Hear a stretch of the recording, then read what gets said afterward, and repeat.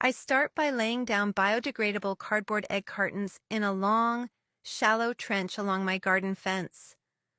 This is my secret for perfect spacing. I pour a bucket of tulip bulbs over them, and they nestle perfectly into the individual divots. After a quick adjustment to make sure they're all upright, I cover them with a rich layer of dark compost and give them a good soak. The result is absolutely magical. A dense, vibrant explosion of red, yellow, pink, and purple tulips that look like a professional landscape design. My confidence in this method is 100%. Who says growing potatoes requires a large plot? I take a vertical approach, working upward instead of outward. I begin with sturdy plastic crates, lining each base with straw and a layer of soil to create a stable growing environment. A seed potato is placed at the center, then covered before another crate is stacked above to repeat the process. As time passes, green sprouts begin to emerge through the sides, giving a sense of gradual expansion within a compact space. When harvest time comes, the structure is simply lifted layer by layer, revealing clean, well-formed potatoes inside. The method feels efficient and contained. I have two favorite ways to grow strawberries. First, I take an old wooden pallet, wrap the back and sides with landscape fabric, fill it with soil, and plant my runners between the slats.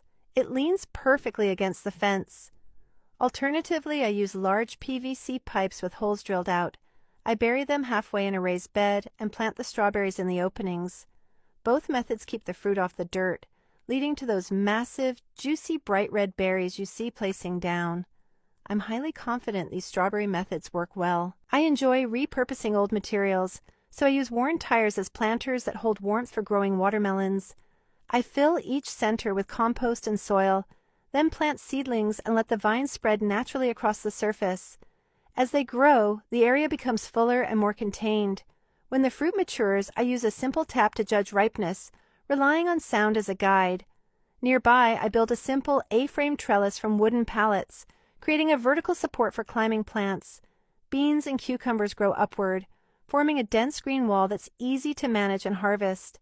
The entire setup feels practical, efficient, and surprisingly dependable for everyday use. For my tomatoes, I take a vertical approach, using tall bamboo poles gathered and tied at the top to form stable teepee-like frames.